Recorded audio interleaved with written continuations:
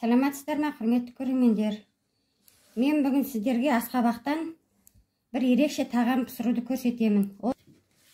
Асқабағымыз тұра болайын, сырты жуылған таза асқабақ.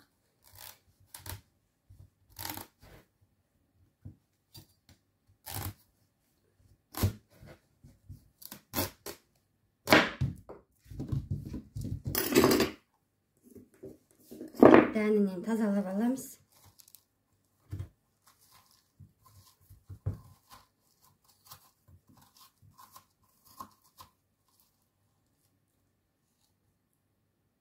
Осылай дәнінен тазалап аламыз.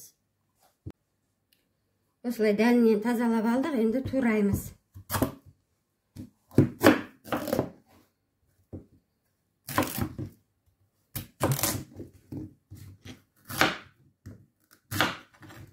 Осылай ұсақтап турап алып, қабықтарын алып тастаймыз. Осылай қабықтарын алып тастаймыз бәрін.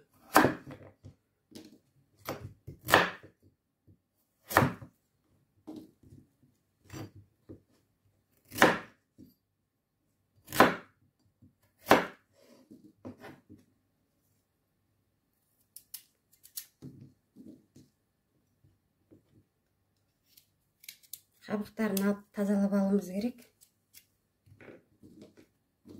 Мінеки асқабақтардың бәрін осындай турап алдым.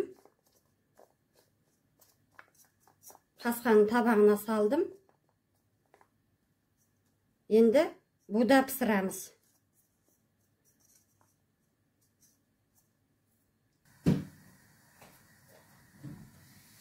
Мінеки суымыз қайнап жатыр. Енді асқабағымызды қоямыз. Етін жауып қоямыз. Асқабағымыз пісті. Енді әбден езіп аламыз жұмсартып.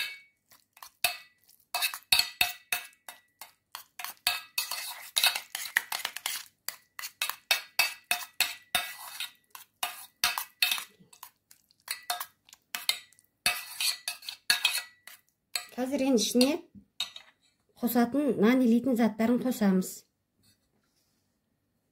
Жарты кружка жылы су қосамыз.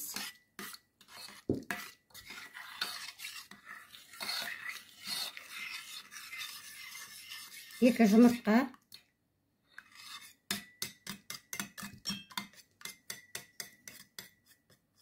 Чай қасықпен толған қант. 2 қасық.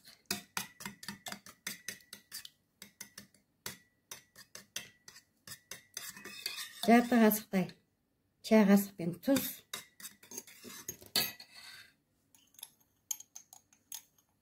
Бір қасықтай чай қасықпен дрожжи.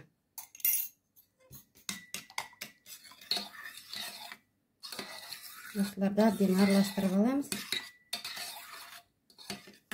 Енді ұн саламыз.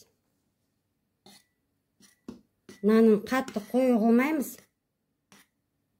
Аладдин наны сияқты, құймақ наны сияқты қып сұйықтау қыламыз нанын.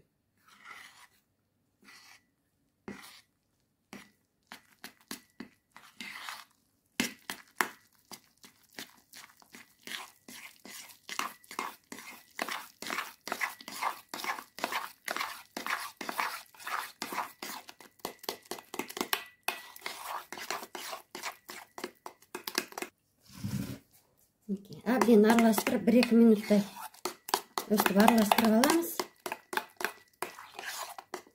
Енді бір 10-15 минутқа кішкене нанын көтерілтіп қоя тұрамыз. Мінеки нанымыз ашыды. Енді осы нанымызды мынандай 3 кесеге майлап салып аламыз. Қазір мантаварке пісірамыз ғой буға. Түбін әбден майлаңыздар. Міндетті түрде, өйткені жабысып қалуы мүмкін, буда пісады ғой. Әбден осылай майлап алыңыздар түбін, кесені.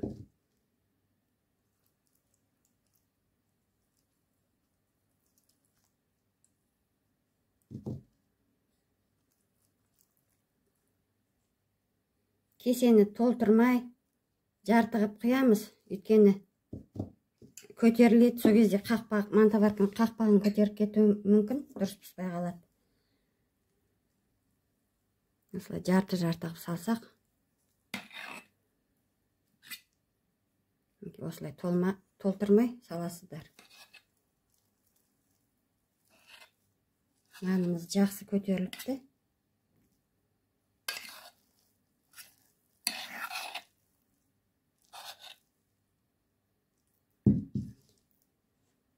Осылай толтырмай саламыз.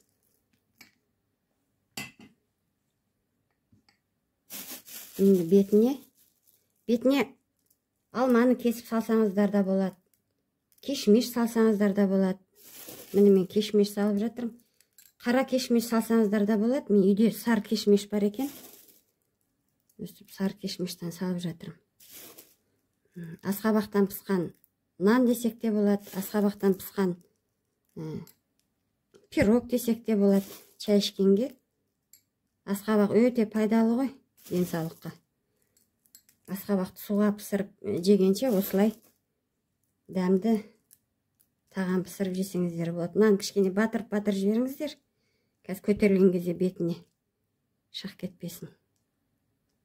Мінекей, енді осы 3 кесемізді қайнамаған, суымыз қайнамай тұр әлі. Құрсуық су қойып қойдым мантоварке, соған саламыз.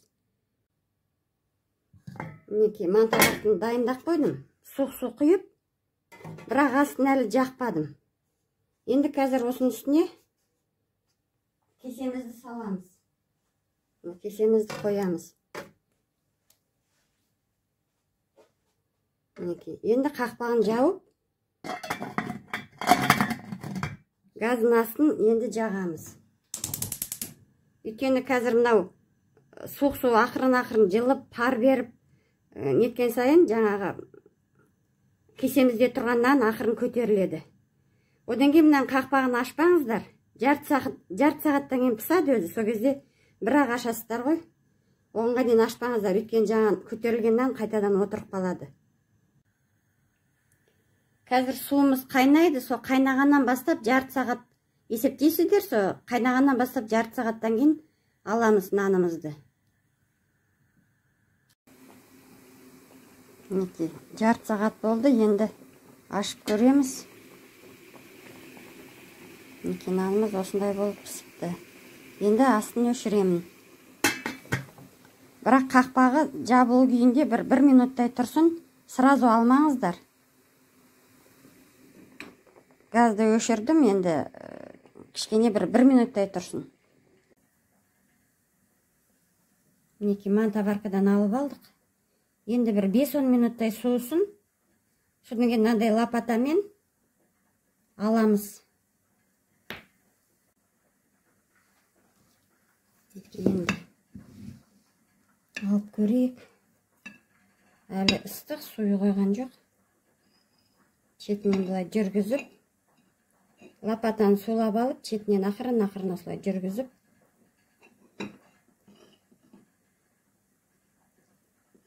алып көрейік.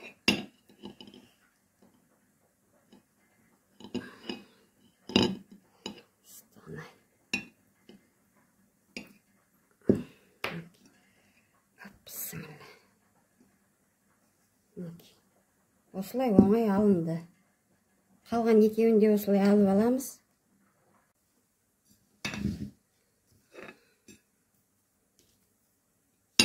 Екіншісін алып көрейік.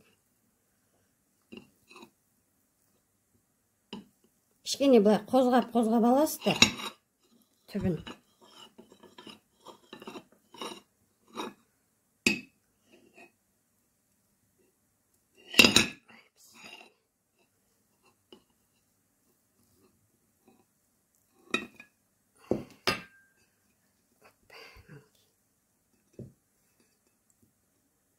Түбі жабыспай, жақсы алынды.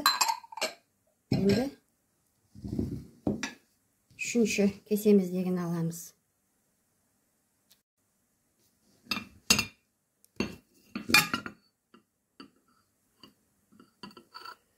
Түбіне май жаққанымыз жақсы болды. Май жақпасаңыздар жабысып қалады екен.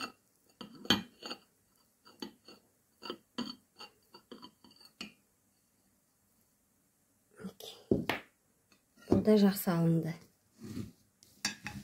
Осылай. Үшеуін де мына лопатаның көмегімен алып алдық. Енді қазір тағы да біраз соусын, әлі ыстықтау. Соның ортасын кесіп көрсетемін. Қазір мен сіздерге ортасын кесіп көрсетейін.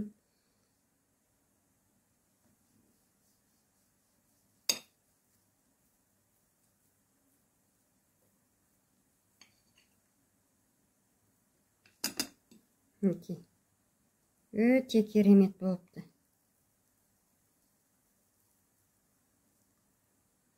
Осылай дайындаңыздар. Мені каналыма тіркеліп кетіңіздер, комментарий жазыңыздар, лайк басыңыздар. Келесі кездескенше аман, сау болыңыздар.